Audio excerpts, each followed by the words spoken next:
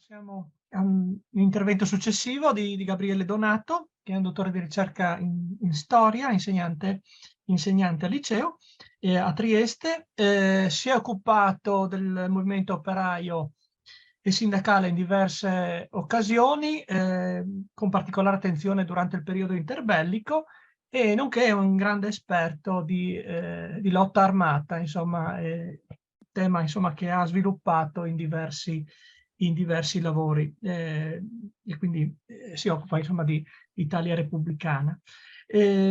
Passo direttamente la parola a Gabriele Donato, che ci parlerà degli scioperi nella Venezia Giulia. Grazie Gabriele. Grazie a te Matteo. Avremmo dovuto precisare il titolo del mio intervento: gli scioperi che non ci furono nella Venezia Giulia.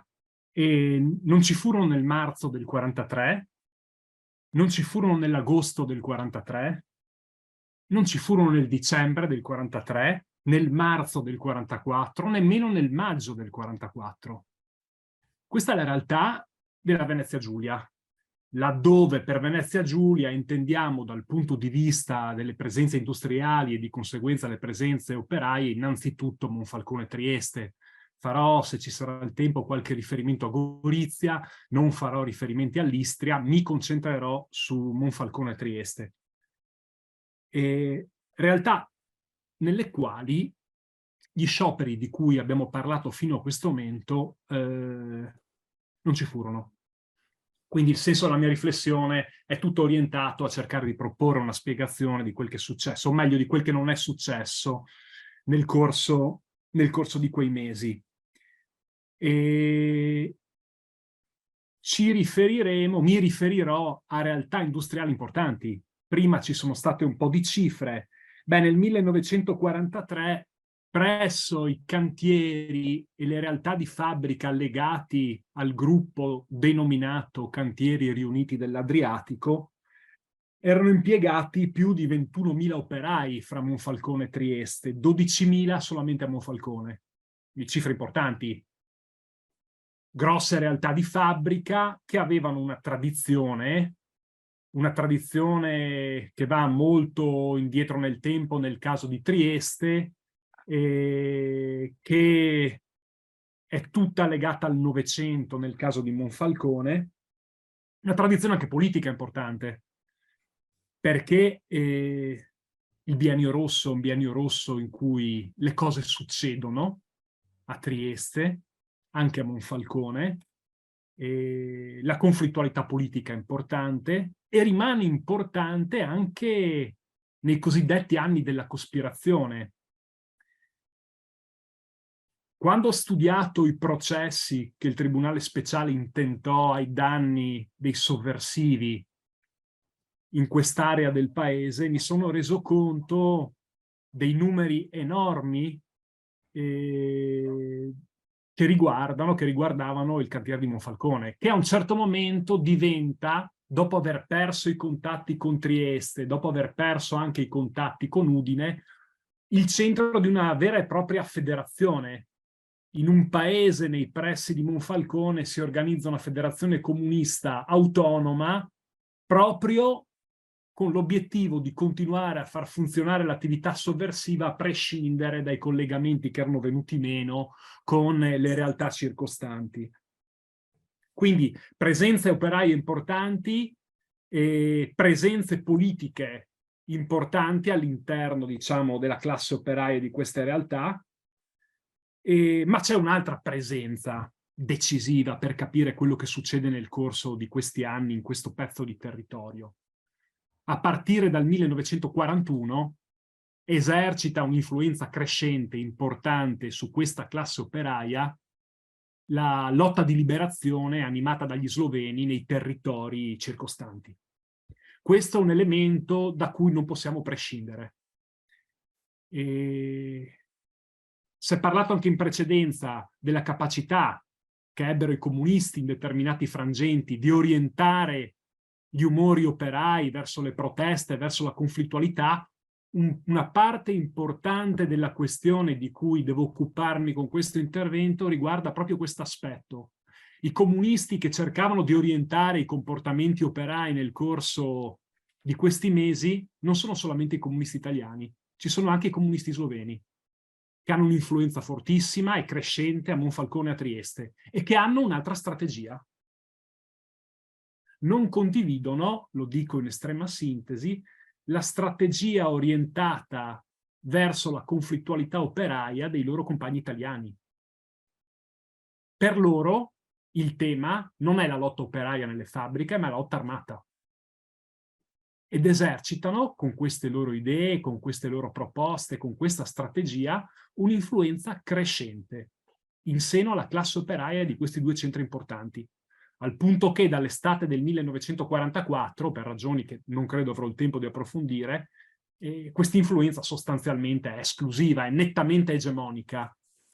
Mentre fra il 41 e la prima fase del 44 le due proposte politiche si confrontano, arrivano entrambe agli operai di Monfalcone e agli operai di Trieste, dall'estate del 44 passa nettamente la linea dei comunisti sloveni, la linea tutta orientata a supportare la lotta armata e a considerare sostanzialmente secondaria la mobilitazione all'interno degli stabilimenti, la conflittualità operaia tradizionale. Ma ci si arriva attraverso una serie di passaggi. Passaggi importanti a partire dal 41, dal 42, rileggendo quel che è stato scritto di questi anni ci si rende conto di come un numero crescente di operai antifascisti inizia a riconoscersi nelle posizioni dei gruppi di partigiani che iniziano ad animare la guerra di liberazione nel Carso monfalconese, nel Carso triestino, lungo la valle di Pacco, lungo la valle dell'Isonzo. Teniamo presente una cosa: tanti degli operai del cantiere di Monfalcone arrivavano proprio da quei paesi. È presente all'interno della composizione operaia di Monfalcone una forte identità slovena che si affianca all'identità giuliana, all'identità istriana, all'identità friulana. Presso il cantiere di Monfalcone erano arrivate a partire dagli anni 10 del Novecento comunità operaie di varia provenienza. Una di queste, importante, sempre più importante, è quella slovena. E di conseguenza dobbiamo tenere in considerazione questo aspetto. Capì molto bene questa cosa uno dei principali dirigenti della resistenza friulana, Mario Lizzero, il quale a posteriori disse queste parole molto chiare che ci servono per capire un po' queste dinamiche. L'influenza del movimento jugoslavo aveva dato da tempo la possibilità di agire in forme più avanzate ed esplicite che non fossero gli scioperi e le differenti manifestazioni che in altre regioni esprimevano la stessa coscienza. Siamo in altri termini invitati da Lizzero a ragionare sul fatto che la coscienza operaia trova in queste realtà canali diversi da quelli che aveva trovato altrove per iniziare ad esprimersi fra il 42 e il 43. Trova altri canali di espressione, altre modalità d'azione. Ci sono differenze importanti, tra l'altro, anche fra la realtà di Monfalcone e la realtà di Trieste.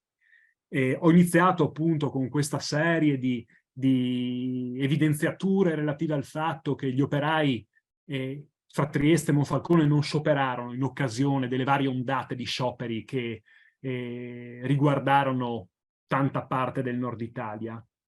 Però a Monfalcone è successa una cosa che altrove non è successa. È successo che all'inizio del settembre la classe operaia di quella cittadina insorge. Quindi sbaglieremmo se ritenessimo che i comportamenti operai difformi rispetto a quelli diffusi a Torino, Milano, Genova vadano imputati ad un deficit di coscienza politica, perché quando la notizia dell'armistizio circola, nel giro di pochissimi giorni a centinaia e centinaia si radunano nei paesini circostanti per lottare armi alla mano contro i tedeschi che stavano arrivando. Gli storici che se ne sono occupati hanno parlato di un vero e proprio motto insurrezionale da parte della classe operaia monfalconese. Le cifre sono ancora in discussione. Si parla di 2000 persone che fra il 9 e il 10 settembre raggiunsero il Carso monfalconese per iniziare la lotta armata. Naturalmente non tutti riuscirono ad essere organizzati ed armati, si costituirono 3 battaglioni con 200-300 effettivi, quindi almeno 1 migliaio di operai iniziò a combattere contro i tedeschi, in quella che è passata alla storia come la celeberrima Brigata Proletaria. Quindi a Monfalcone non si scioperò nella primavera del 43, ma ci fu un vero e proprio motto insurrezionale nel settembre del 43, e questi 2 elementi colpiscono. Riuscire a comprendere questa dinamica non è semplicissimo, ma forse è possibile se si mettono assieme un po' di elementi. Ho fatto riferimento naturalmente al ruolo che hanno avuto i comunisti sloveni, crescente, cercherò poi di precisarlo, però c'è un altro elemento che noi dobbiamo considerare, che non ha a che fare naturalmente con l'intervento politico cosciente delle avanguardie, che pure va valutato come cruciale dal mio punto di vista per comprendere le dinamiche, ma c'è un altro elemento. Fra il 42 e il 43 la Venezia Giulia non subisce i bombardamenti che subiscono tanti altri territori nel nord Italia. Questo è un elemento che condiziona gli avvenimenti, evidentemente. Come i relatori prima hanno sottolineato, i bombardamenti hanno avuto un ruolo importante, hanno avuto un impatto importante sulla coscienza operaia e sulla condizione operaia, innanzitutto. La classe operaia a Trieste ha conosciuto le devastazioni dei bombardamenti sostanzialmente a metà del 1944, non prima. Quindi dobbiamo tenere in mente anche questo elemento. E c'è un altro elemento di mentalità che va considerato. Gli operai a Monfalcone e a Trieste erano italiani da qualche tempo, dalla fine della Prima Guerra Mondiale. E per loro l'Italia cos'era stata? Il regime fascista, sostanzialmente. E quindi tante interviste realizzate nel corso dei decenni scorsi lasciano intuire questo elemento. Se per gli operai di Milano è relativamente semplice in tempi rapidi considerarsi parte della stessa classe sociale che a Torino aveva mosso i primi passi nel modo in cui il professor Della Valle ci ha descritto, questo automatismo non scatta con altrettanta rapidità fra gli operai della Venezia Giulia, che smettono probabilmente di sentirsi parte della classe operaia italiana nel corso di questa fase e iniziano a sentirsi qualcos'altro, in ultima analisi. Sappiamo, ve l'ho detto in anticipo, in apertura di intervento, che fra il 44 e il 45 matura come nettamente maggioritario un orientamento jugoslavista fra gli operai di Trieste e Monfalcone. Questo orientamento è maturato nel corso del periodo precedente, quindi noi dobbiamo considerare questo elemento di mentalità, questo elemento culturale, cioè la fragilità dell'identificazione con tutto ciò che era Italia e la facilità, la permeabilità rispetto a messaggi politici di altro genere che ebbero presa proprio perché il senso di appartenenza rispetto alla comunità, diciamo, italiana tradizionale era molto, molto fragile. Questo vale sia per i settori d'avanguardia della classe operaia, che infatti risultano assolutamente permeabili al messaggio politico proveniente dalle formazioni partigiane slovene, ma vale anche per i settori più arretrati, attenzione. Gli attivisti comunisti italiani che relazionano di quel che succede a Trieste, a Monfalcone, dopo l'estate del 43, quando cioè hanno potuto ritornare e riprendere in mano la federazione comunista, si lamentano spesso della diffusione di questo localismo qualunquistico in seno ai settori che loro definiscono lumpen del proletariato giuliano. C'è quest'idea in ultima analisi molto localistica, definita in alcuni passaggi municipalistica, quest'idea che in sostanza Trieste avrebbe rappresentato un'altra cosa rispetto a quel che succedeva nel resto del paese. E quando i tedeschi dopo aver occupato il territorio, decidono che la Venezia Giulia, come il Friuli e come altri territori, avrebbe iniziato a far parte del Reich germanico, con prudenza, ma mi sembra di poter dire che questa cosa determinò anche l'illusione in alcuni settori non particolarmente politicizzati della classe operaia di quest'angolo di paese che in qualche modo potesse riprendere forma quel mondo asburgico in cui quella classe operaia aveva preso forma e in cui aveva saputo costruire, diciamo, vertenze importanti, aveva edificato le proprie istituzioni e si era conquistata un ruolo importante fra la fine dell'Ottocento e l'inizio del Novecento. Questa illusione si sarebbe naturalmente sgretolata in tempi rapidi, ma c'è in una parte del proletariato giuliano l'idea, in sostanza, che i tedeschi forse avrebbero messo un po' d'ordine in una situazione che i fascisti avevano rovinato con i loro comportamenti inaccettabili. Quindi c'è un antifascismo diffuso in seno a questo proletariato, che in alcuni casi assume una configurazione politicamente avanzata e in tempi rapidi si lega alla proposta strategica avanzata dai comunisti sloveni. Ma poi c'è anche un antifascismo che è molto disincantato, molto scettico verso la retorica del regime e che in tempi rapidi si ricolloca, ma che rimane distante rispetto all'identità, alla forte identità antifascista militante che aveva preso forma nel corso degli scioperi della primavera e che sarebbe stata ribadita in occasione delle mobilitazioni successive. Questi sono elementi che vanno assolutamente tenuti in considerazione dal mio punto di vista.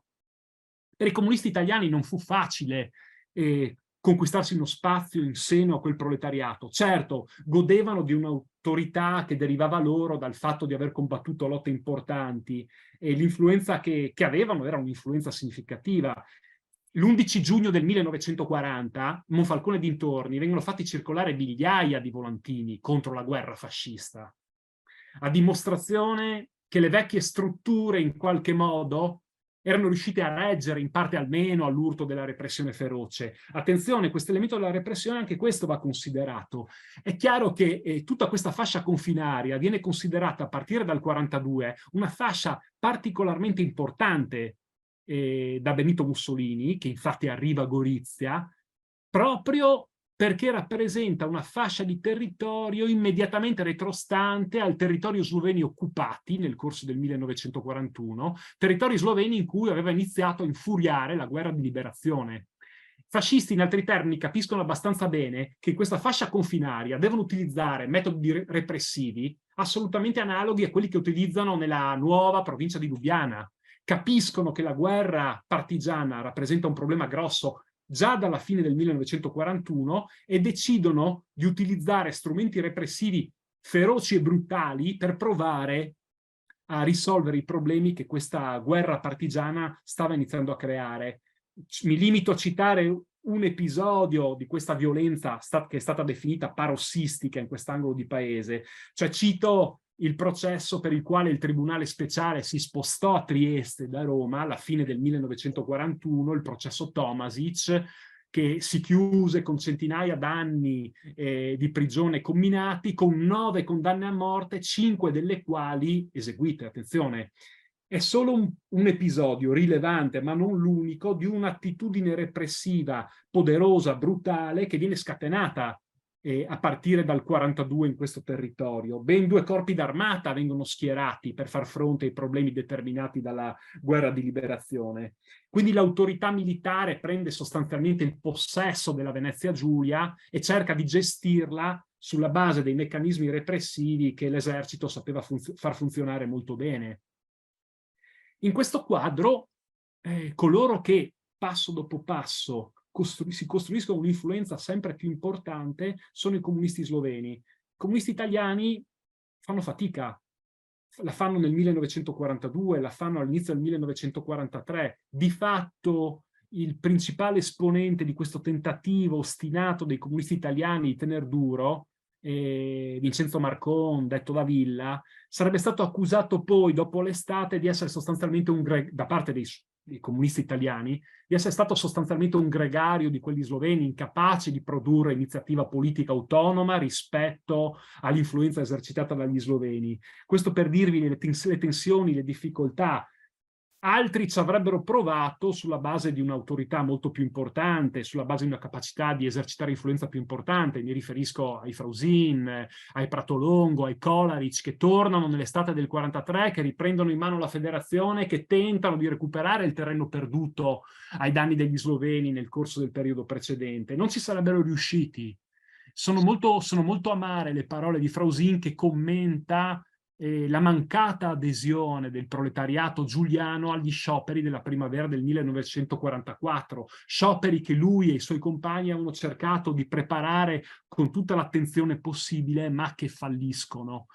Si è sentito Frausin umiliato per questa vicenda, ha utilizzato parole di commento molto amare, e probabilmente il fallimento degli scioperi nella primavera del 44 determina la sconfitta definitiva dei comunisti italiani a vantaggio dei comunisti sloveni, che avevano agito con altri obiettivi, con un altro senso delle priorità, probabilmente più corrispondente alle esigenze operaie che avevano preso forma in quella fase.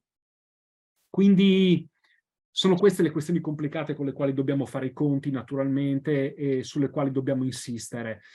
E non mancano le relazioni scritte e dagli sloveni e dagli italiani in relazione a tutti questi tentativi di costruire radicamento in questo ambiente proletario, e in alcuni casi sono relazioni, lo dicevo un attimo fa, in relazione al 44, ma anche in relazione alla fase precedente, che mettono in luce problemi seri. Il segretario del Partito Comunista Sloveno per il litorale si esprime in questi termini nell'estate del 42. Operai, certo, orientati genericamente a sinistra, ma passivi e sfiduciati, trasformati, questa è l'espressione che utilizza, in servi del fascismo, legati alle posizioni di vecchi comunisti settari che non agivano, che aspettavano, che attendevano. Parlano non a caso di immobilismo operaio. È evidente che si tratta di posizioni di critiche estreme a quel che stava succedendo, ma che colgono in qualche modo la debolezza, il disorientamento diffusi nel corso di quei mesi.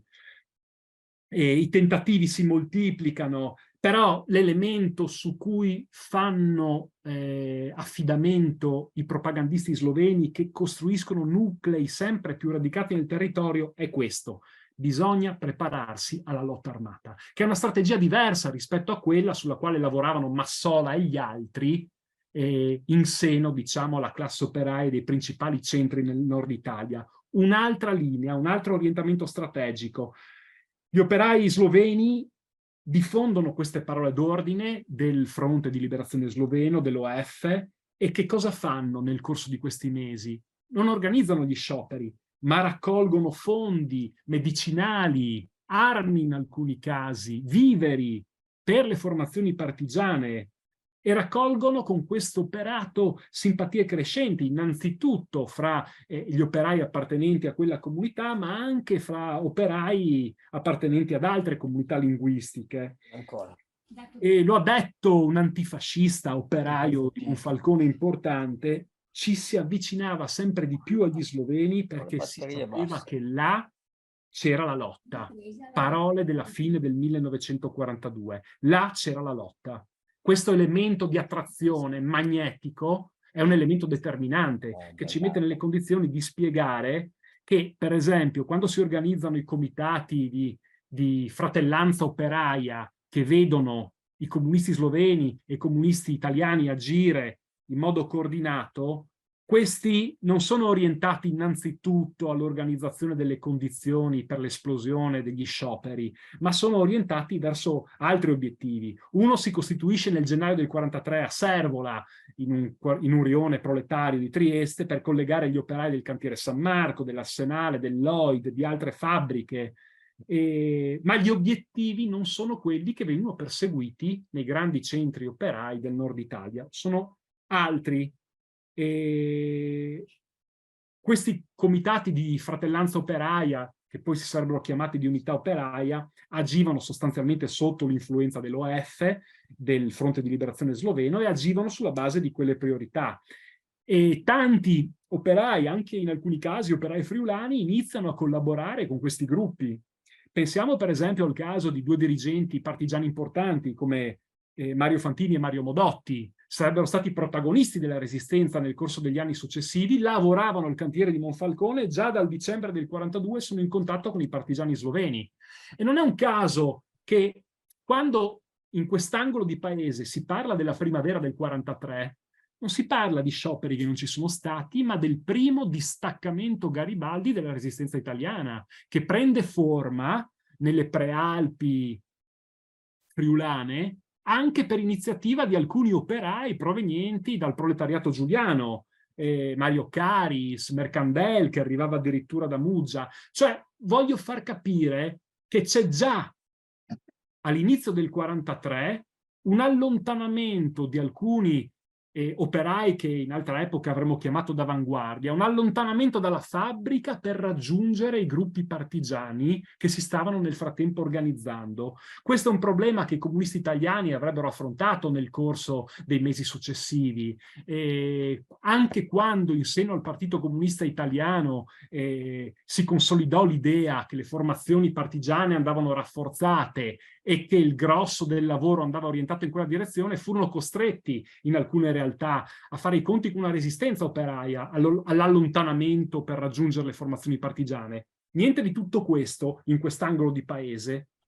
Gli operai antifascisti più conseguenti sentono fortissima l'attrazione dei nuclei partigiani. Perché? Perché là si lottava, per l'appunto.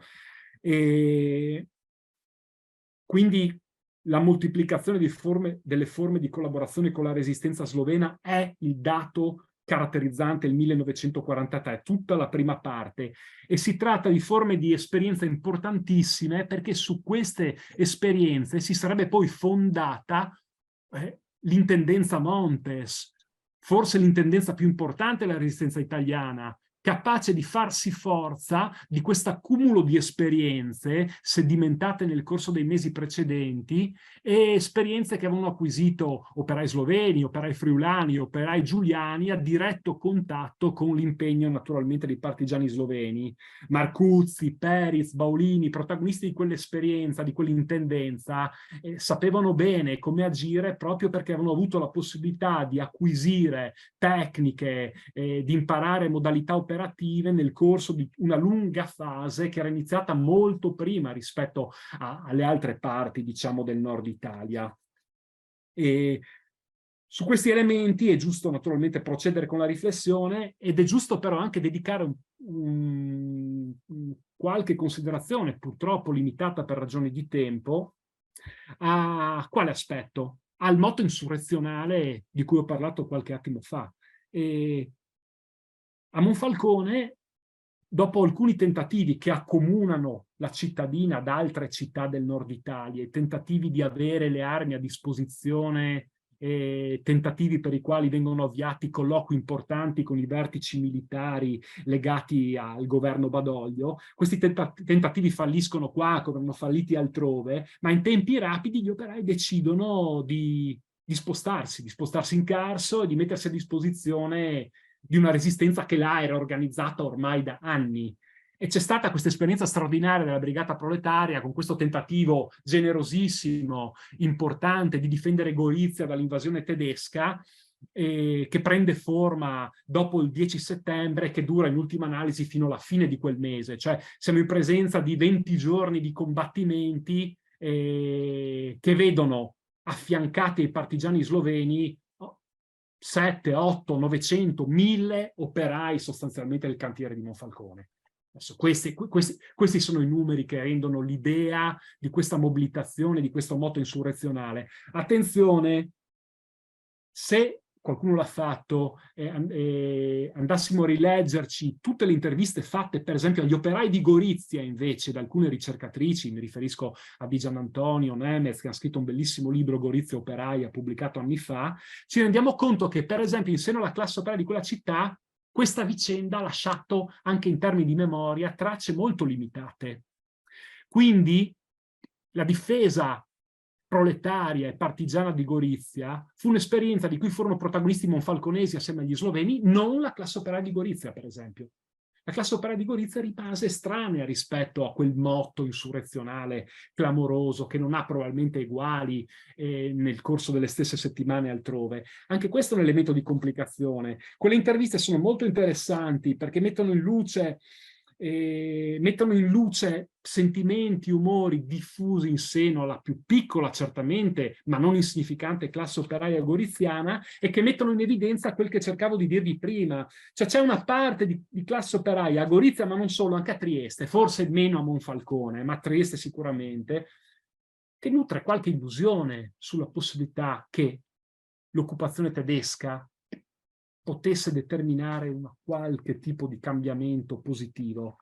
C'è una bella intervista riportata proprio da Di Giannantonio di un operaio che tra l'altro poi aderì alle formazioni partigiane, quindi un operaio antifascista, che si esprime in questi termini. Li cito perché mi sembrano significativi anche per capire quello che passava per la testa a tanti operai a Trieste in quell'epoca.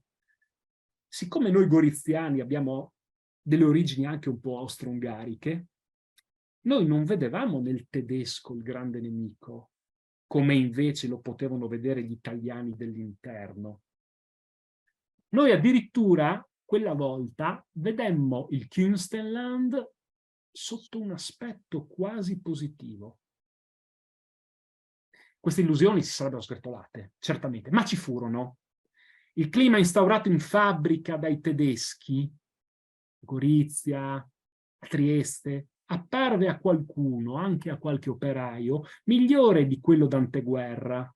Qualche aumento salariale, concesso naturalmente senza mediazioni sindacali, l'erogazione puntuale delle paghe in alcuni casi, una certa disponibilità alla trattativa, misero una parte di quegli operai nelle condizioni di ritenere in sostanza che forse si stesse aprendo una fase non poi particolarmente negativa.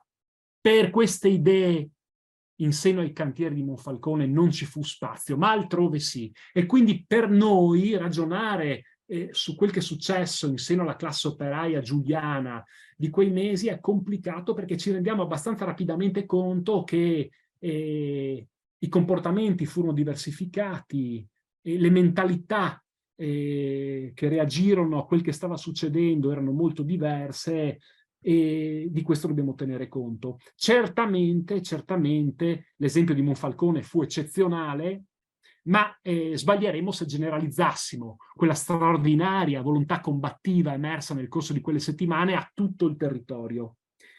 Mi permetto di citare un altro passaggio interessante dal mio punto di vista.